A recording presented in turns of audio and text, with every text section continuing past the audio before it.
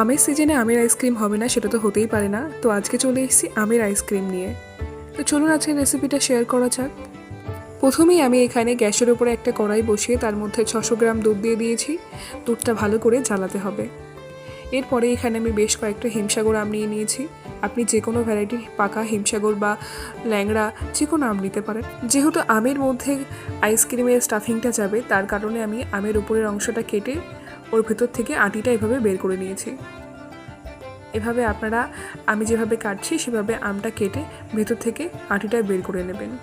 তবে একটু সাবধানে আটিটা বার করবেন, তাহলে আটিটা বার করার সময় আমটা নেতিয়ে গেলে আইসক্রিমটা পুরোপুরি বাজে হয়ে যাবে। তো খুবই সাবধানে আটিটা হাতের সাহায্যে এভাবে বের করে নেবেন। আমি যেভাবে বের করে দেখাচ্ছি ঠিক এভাবেই বের করবেন, তাহলে সহজে হয়ে যাবে। এখানে দেখতেই পাচ্ছেন আমি 4টে আমের ভিতর থেকে আটিগুলো বার করে নিয়ে আমগুলো রেখে দিয়েছি একটা সাইডে। আর এখানে আমাদের দুধটাও ভালোভাবে জাল হচ্ছে।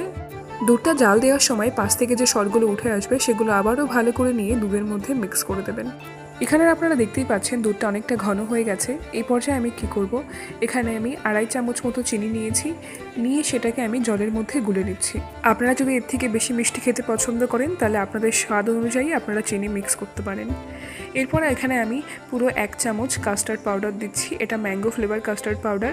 এটাতে একটা সুন্দর কালারও আসবে আর টেস্টটাও অনেকটা সুন্দর আসবে, যার কারণে আমি এই ম্যাঙ্গো কাস্টার্ডটা দিচ্ছি। আপনাদের কাছে না থাকলেও কোনো সমস্যা নেই, আপনারা সাধারণ এর মধ্যে কাস্টার্ড পাউডারের বদলে আমুল দুধ ইউজ করতে পারেন, সেটা দিলেও অনেকটা দুধটা ঘন হয়ে আসে। তবে এই কাস্টার্ড পাউডারটা দিলে কি হয়, দুধটার যে থিকনেসটা আরও বেড়ে যায়। কাস্টার্ড পাউডারটা দেওয়ার পরে এখানে দেখতেই পাচ্ছেন দুধটা বেশ ভালোভাবে ঘন হয়ে গেছে আর বেশ সুন্দর লাগছে দেখতে। আর এটাকে এবার আমি ঠান্ডা করে নেব। ভালোভাবে ঠান্ডা হয়ে গেলে এটা এবার আমি আমের মধ্যে পুরে নেব। এভাবে সুন্দর করে চামচের সাহায্যে আমি আমের মধ্যে এই মিশ্রণটা পুরে নিচ্ছি।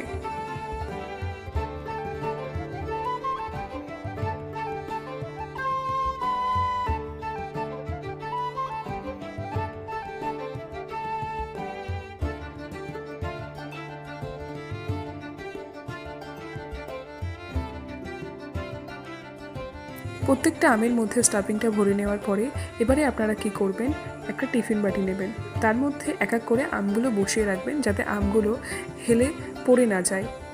তারপরে একটা পলিথিন প্যাকেট দেবেন, তার উপরে আলতো করে টিফিন কোটের মুখটা বসিয়ে দেবেন। আপনাদের কাছে যদি ফয়েল পেপার থাকে তাহলে পলিথিন প্যাকেট বা টিফিন কোটের মুখটা দেওয়ার কোনো প্রয়োজন নেই। আপনি ডাইরেক্ট আমের উপরে ফয়েল পেপারটা জড়িয়ে এভাবে ডিপ ফ্রিজে রাখতে পারেন।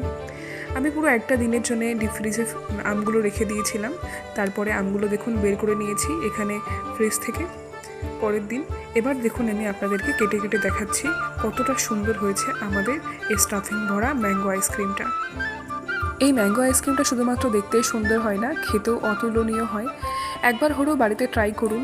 যেহেতু এখন ম্যাঙ্গো সিজন, তো ইজিলি এইসব আইসক্রিমগুলো বানানো খুবই সহজ হয়ে যায় বাড়িতে। বাজারে কেনা আইসক্রিমের থেকে বাড়িতে বানানো সমস্ত জিনিসই খুবই খাওয়া উপকর। তাই একবার হলেও এই ম্যাঙ্গো আইসক্রিমটা বাড়িতে ট্রাই করে দেখো। ভালো লাগলে অবশ্যই like, comment, share and subscribe করো।